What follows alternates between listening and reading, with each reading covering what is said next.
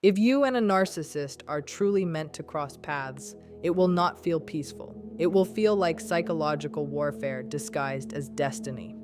And here's the part no one tells you. If it's real, if it's unavoidable, there is a pattern that always unfolds.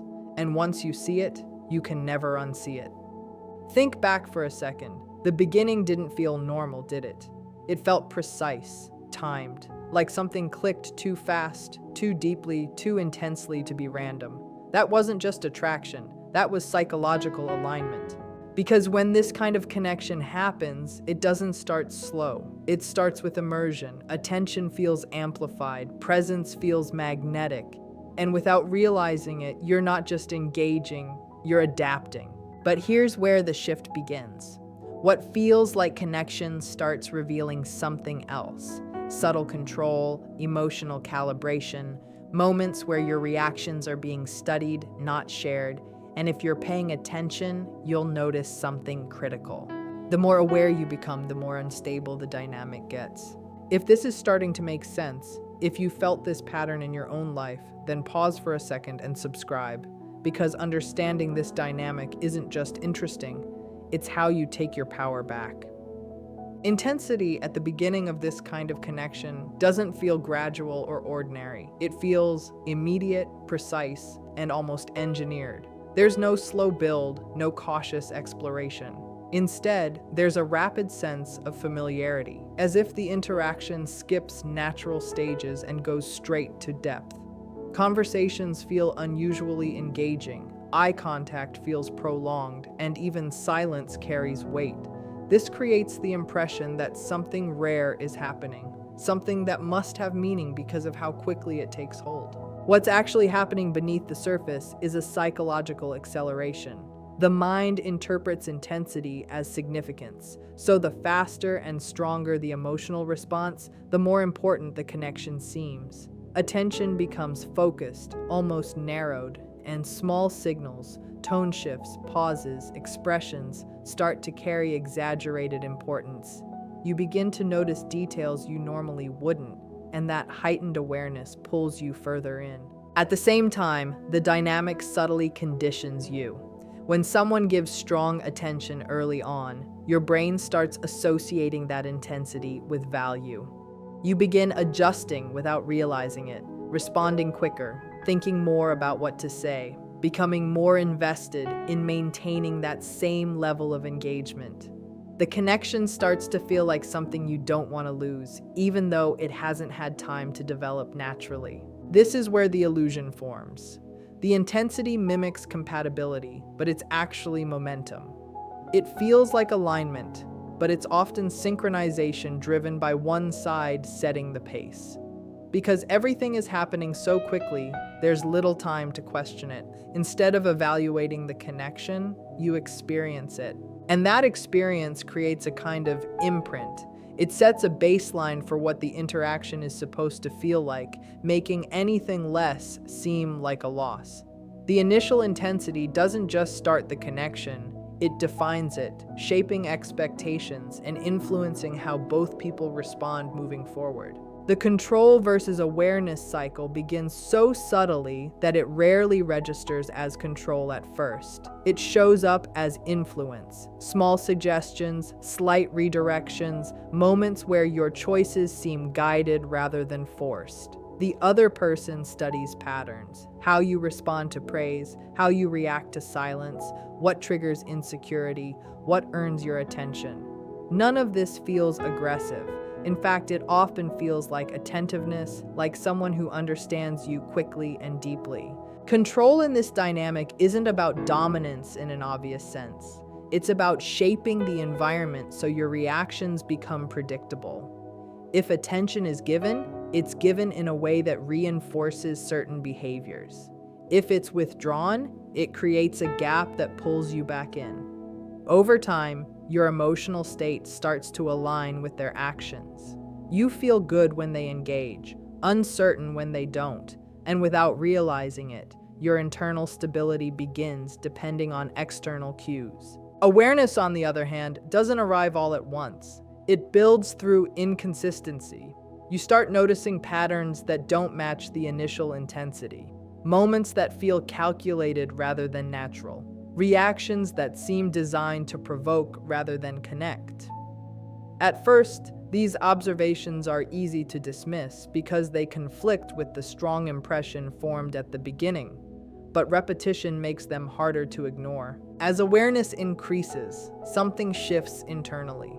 Instead of reacting automatically, you begin to pause. You question why certain interactions affect you the way they do.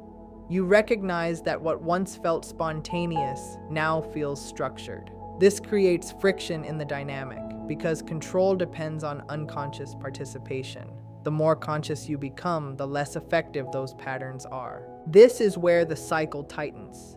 Attempts to regain control may become more noticeable. Stronger emotional signals, sharper contrasts between attention and distance. At the same time, your awareness continues to expand, making those shifts easier to detect. The dynamic becomes a silent tension between influence and observation, where one side is trying to maintain a pattern and the other is beginning to see through it. Emotional highs and lows in this kind of dynamic don't happen randomly. They are structured in a way that conditions attachment. The highs feel unusually powerful, not just because of what is happening in the moment, but because they echo the intensity established at the very beginning. When attention, validation, or closeness is present, it feels amplified, almost like a return to something meaningful that you don't want to lose. These moments create a sense of reward, reinforcing the idea that the connection still holds the same depth it once did. The lows, however, introduce contrast. Attention becomes inconsistent, communication shifts, and the emotional tone changes without clear explanation. This creates uncertainty, and uncertainty increases focus. Instead of pulling away, the mind leans in, trying to understand what changed and how to restore the previous state. The absence of clarity becomes a trigger, making you analyze interactions more deeply and invest more energy into the connection. What makes this pattern effective is the unpredictability. If the highs were constant, they would eventually feel normal. If the lows were permanent, detachment would come more easily. But the alternation between the two keeps the emotional system engaged. Each high feels earned after a low, and each low feels temporary because of the memory of the high. This creates a loop where you're not just experiencing emotions, you're responding to contrast. Over time, this cycle starts shaping behavior. You may become more attentive, more accommodating, or more cautious, trying to avoid the lows and maintain the highs. The focus shifts from simply being in the connection to managing it. Emotional energy becomes tied to anticipation, watching for signs of change, interpreting subtle cues, adjusting responses in real time. This back and forth doesn't just affect how you feel, it affects how you think. Decisions become influenced by emotional fluctuation rather than stability, and the connection begins to feel more significant because of how much it moves you. The intensity of the experience creates the impression of depth, even when that depth is being driven by contrast rather than consistency. Identity pressure in this dynamic doesn't appear as a direct demand to change. It emerges through subtle shifts in approval, attention, and emotional response. At first, it feels like natural adjustment, small compromises, slight changes in behavior, or an increased awareness of how you present yourself. These changes seem voluntary, even reasonable, because they are framed within the context of maintaining connection. You're not being told to become different. You're being guided toward what is more acceptable, more valued, or more rewarding within the interaction. This pressure works through reinforcement. Certain traits or behaviors are met with warmth, engagement, or validation, while others are met with distance, disinterest, or quiet disapproval. Over time, this creates a pattern where you begin to associate parts of yourself with positive outcomes and other parts with negative ones. Without realizing it, you start filtering how you act, speak, and even think, prioritizing the version of yourself that keeps the connection stable. What makes this process difficult to detect is that it rarely feels forced. It feels like adaptation, like growth, like becoming more aligned. But the direction of that alignment is not mutual, it's asymmetrical. The adjustments are happening mostly on your side, while the standard you're adjusting to remains fixed. This creates an imbalance where your sense of identity becomes more flexible, more reactive, and increasingly dependent on external feedback. As this continues, internal conflict begins to build. There's a growing gap between who you naturally are and who you feel you need to be in order to maintain the connection. You may start second-guessing your instincts, holding back certain thoughts, or reshaping your preferences to avoid friction. The more you invest in maintaining this adjusted version of yourself, the harder it becomes to recognize where the changes began. This pressure doesn't just influence behavior, it reshapes self-perception. You begin to evaluate yourself through the lens of the dynamic, measuring your worth based on how well you maintain balance within it, rather than on your own internal standards and sense of consistency. Separation in this kind of dynamic doesn't immediately feel like clarity or relief. It often feels like disruption. When distance is created, whether through conflict, withdrawal, or a conscious decision, it interrupts a pattern that your mind has adapted to. The absence of constant engagement removes the external cues that were shaping your emotional state, and that sudden silence creates space. At first, that space can feel uncomfortable because it forces your attention inward instead of outward. Without the ongoing interaction, the emotional intensity that once dominated your focus begins to settle. This allows memories and experiences to be processed differently. Moments that once felt confusing start to organize themselves into patterns. You begin to notice repetition, how certain situations led to predictable outcomes, how specific behaviors triggered familiar responses. What was once experienced in real time, with emotion driving interpretation, is now examined with a degree of distance. This is where transformation starts to take shape. Instead of reacting, you begin reflecting. You question why certain actions affected you so strongly, why you adjusted in the ways you did, and what you were trying to maintain or protect. The focus shifts from the other person's behavior to your own responses, giving you a clearer understanding of your boundaries, your vulnerabilities, and your patterns of attachment. Separation also breaks reinforcement cycles. Without alternating highs and lows, your emotional state becomes more stable, and that stability changes how you evaluate the connection. What once felt powerful may begin to feel inconsistent. What once felt meaningful may start to feel structured. This shift doesn't happen instantly, but with time, the intensity loses its grip, allowing you to see the dynamic without the influence of immediate emotional feedback. As awareness deepens, your sense of identity begins to recalibrate. You reconnect with preferences, thoughts, and behaviors that were previously filtered or suppressed. The energy that was once directed toward maintaining the connection becomes available for self-definition, making it easier to recognize what aligns with you and what does not. The final outcome in this kind of dynamic is never neutral. It forces a shift that becomes impossible to ignore. After experiencing the intensity, the control patterns, the emotional fluctuations, and the identity pressure, something changes at a deeper level. You're no longer interacting from the same level of awareness you had at the beginning.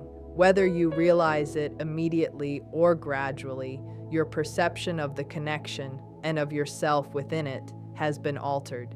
Growth in this context comes from recognition. You begin to understand how your responses were shaped, how your emotions were influenced, and how your sense of stability became tied to something external. This awareness creates a choice point. You can either continue engaging in the same patterns, now with partial awareness, or you can step into a different way of responding entirely. That difference is what determines the outcome. If the dynamic continues, it doesn't continue in the same form. Once awareness is present, the old patterns lose some of their effectiveness. You're less reactive, more observant, and less willing to adjust yourself without question. This can lead to a shift in the interaction where control becomes harder to maintain and the structure begins to weaken.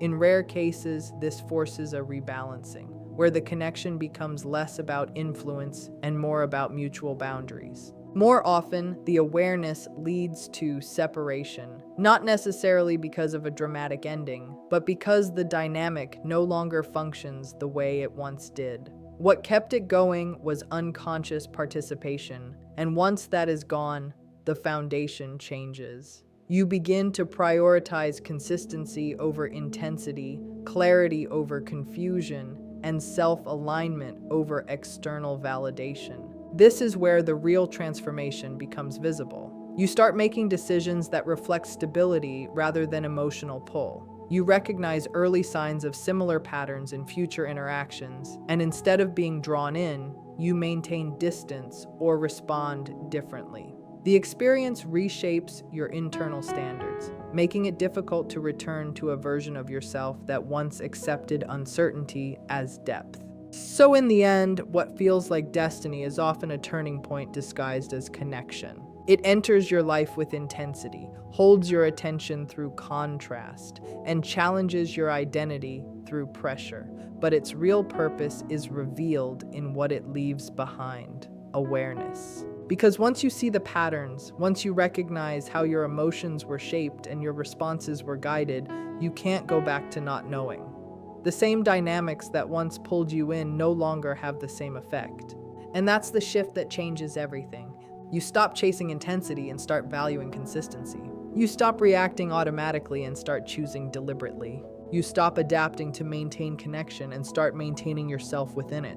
So whether the connection continues or ends was never the real outcome. The real outcome is who you become after experiencing it. Because if something truly felt destined, it wasn't meant to keep you the same.